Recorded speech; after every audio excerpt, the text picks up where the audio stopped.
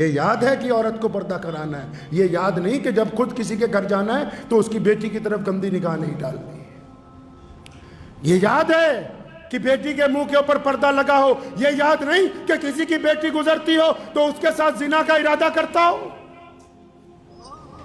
سمجھایا کس نے یہ؟ نبی علیہ السلام نے فرمایا حدیث پاک میں کہ بد نظری کا اتنا وبال ہے، نماز پڑھتا ہے لذت نہیں آتی، قرآن پڑھتا ہے لذت نہیں آتی، دین کی بات کرتا ہے لذت نہیں آتی، کاروبار کرتا ہے لذت نہیں آتی، رات کو ساری دنیا چین سے سوتی ہے، یہ ساری رات دل میں دماغ میں دوسروں سے عیاشی کے پلان بناتا رہتا ہے، اس کو نیند ڈھنگ سے نہیں آتی ہے۔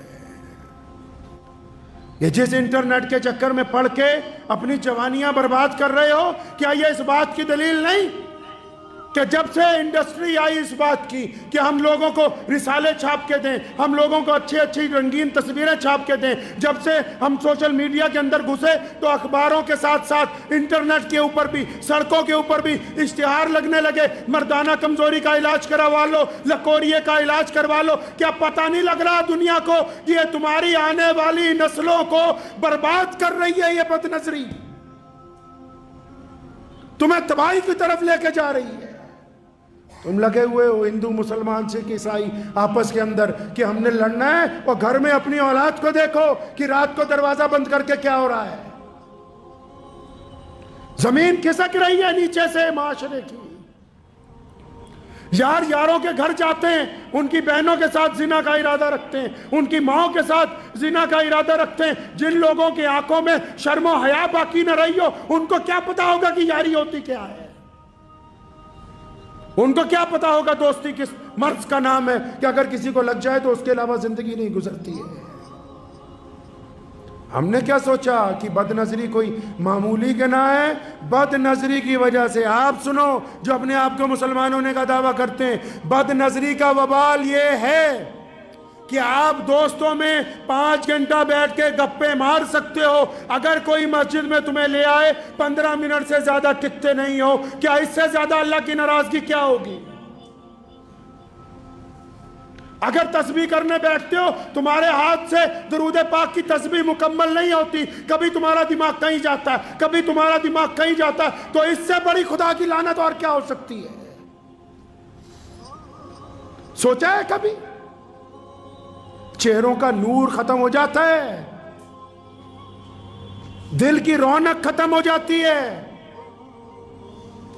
دماغ جسم کے اعضاء۔ جب آپ روزانہ صبح کو فریش ہونے جاتے ہو، اس بد نظری کی وجہ سے جو سارا دن، کیونکہ جو دماغ میں گھس گئی گندگی، اس کا علاج نہیں ہے کسی ڈاکٹر کے پاس۔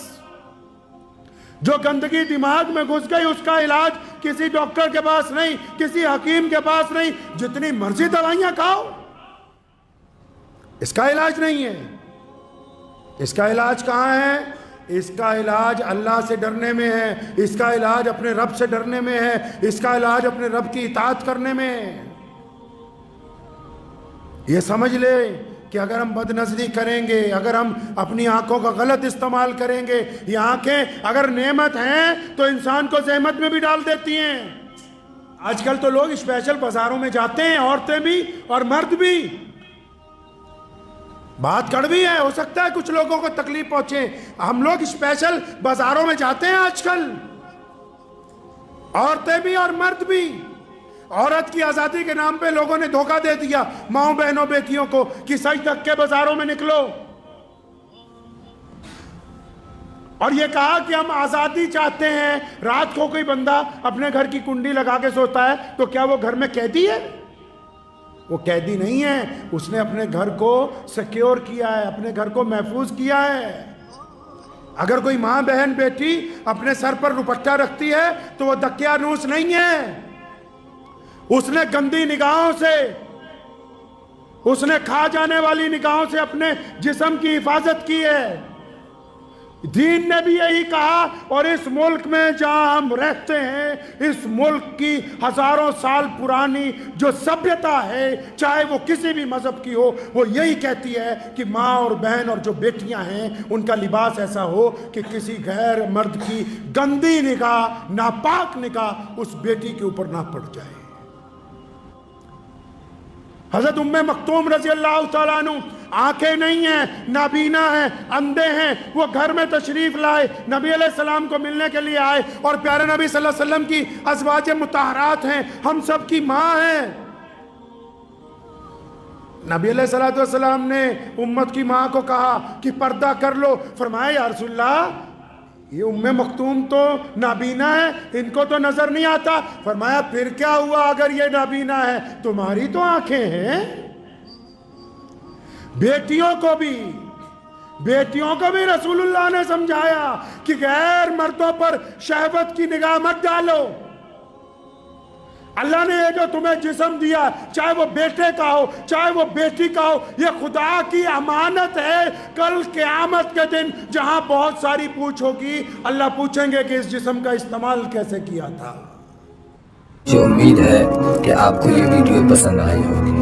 اگر پسند آئی ہو تو یہ آپ اپنے دوستوں کے ساتھ شیئر کریں اور اس چینل کو سبسکرائب ضرور کریں۔